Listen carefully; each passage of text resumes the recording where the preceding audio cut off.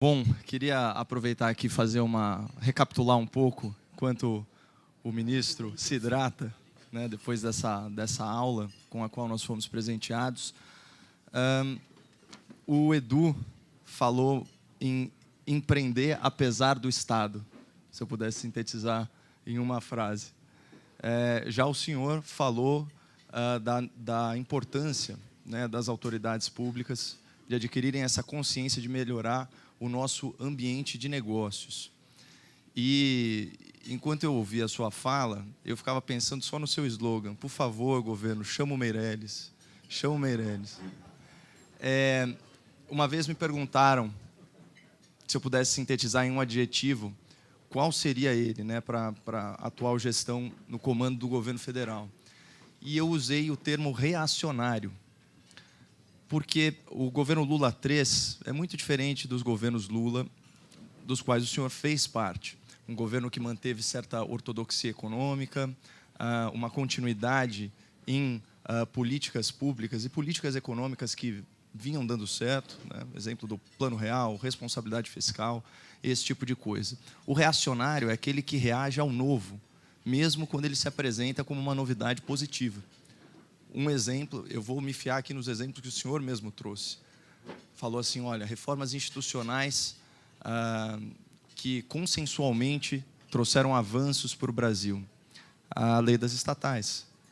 E qual não foi a nossa surpresa em ver o empenho do novo governo em tentar solapar a lei das estatais, a ponto de fazer indicações políticas para as estatais, depois consideradas inconstitucionais pelo próprio Supremo Tribunal Federal. E quando a gente traduz isso em números, né, o Brasil de 2015 amargava 32 bilhões de reais de prejuízo no conjunto das estatais federais. O Brasil de 2021, né, por sua vez, aí já se alegrava com 187 bilhões de lucro dessas mesmas companhias do Estado. O que aconteceu de lá para cá, né? Será que toda a diretoria agora se compõe de anjos? Não, não é isso. Você teve um avanço de governança. Então, essa é uma novidade positiva. Então, quem reage a isso é um reacionário, por definição. Da mesma forma, aqui já também encaminhando para a primeira pergunta, o senhor foi um presidente do Banco Central independente de fato, né, pelo prestígio da sua biografia, pela sua força política também, né? A gente sabe que esse é um cargo econômico, político, e certamente soube impor a sua agenda a um governo que tinha lá os seus conflitos, como todo governo tem. Agora, de lá para cá, né, isso não foi obra no governo Temer, mas sim no governo anterior, foi consagrada a autonomia, a independência do Banco Central, que também está sofrendo profundo ataque por parte do governo de turno, que não é mais aquele governo da Carta aos Brasileiros, mas um governo, como eu disse, mais reacionário. Eu gostaria de saber a opinião do senhor sobre a formalização, a institucionalização da independência do Banco Central e o descasamento entre o mandato, né, da presidência, da diretoria, com a eleição nacional. Se o senhor acha que isso é um avanço, que isso é positivo para o país. Olha, já aconteceu o seguinte, naquela época, segundo o combinado, o Lula organizou lá, o deputado de Minas Gerais, etc., apresentou o projeto de independência do Banco Central, em 2003. O fato é que houve muita resistência, né? E não foi possível, por razões diversas, inclusive porque a esquerda, os partidos apoiadores do governo eram contra, etc., ficou difícil. E, depois de uns 6 meses, o Lula me chamou e disse, Meirelles, é o seguinte, não vai ser possível aprovar a lei da independência do Banco Central. Explicou, eu estava acompanhando isso, sabia. Eu disse, presidente, vamos combinar o seguinte, nós temos um acordo. O acordo é de total independência. Eu vou cumprir o acordo. Tá certo? Como a lei não for aprovada, o senhor tem a prerrogativa de me demitir. Agora, isso é problema seu, não meu. Tá certo? Por mim, está bem. E assim foi.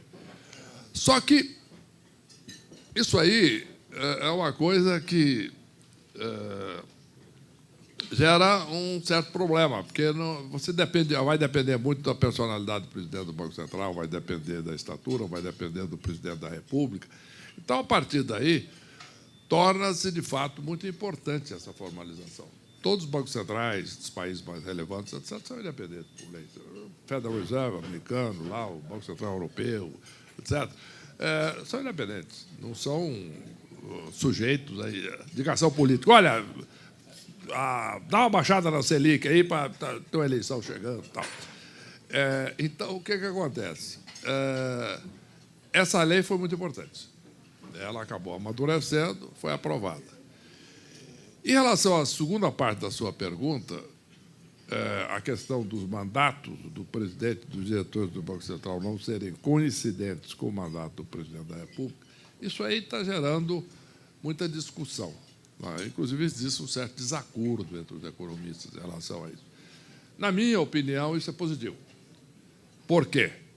Porque você faz uma certa blindagem. Quer dizer, então, apesar da polarização no Brasil hoje, etc., que isso parece ser um problema, mas, na realidade, se você olha a experiência internacional, é positivo, porque você dá uma continuidade, tá certo?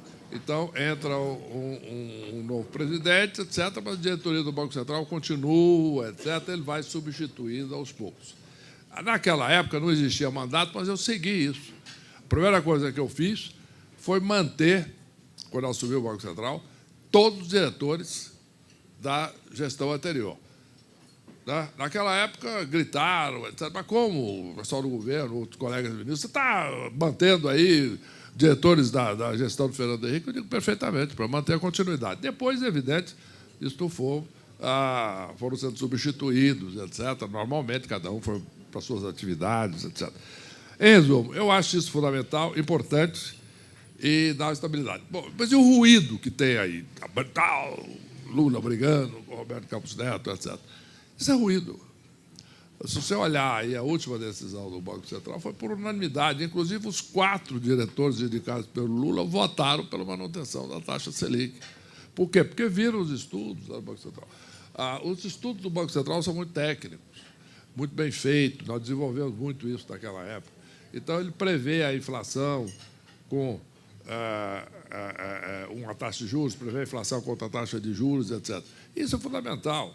Um dia desse, eu estava numa reunião dessas, e o empresário me perguntou: olha, doutor Meirelles, quando o Banco Central não baixa a taxa de juros, isso é ruim para a empresa. Eu digo, taxa de juros é um problema.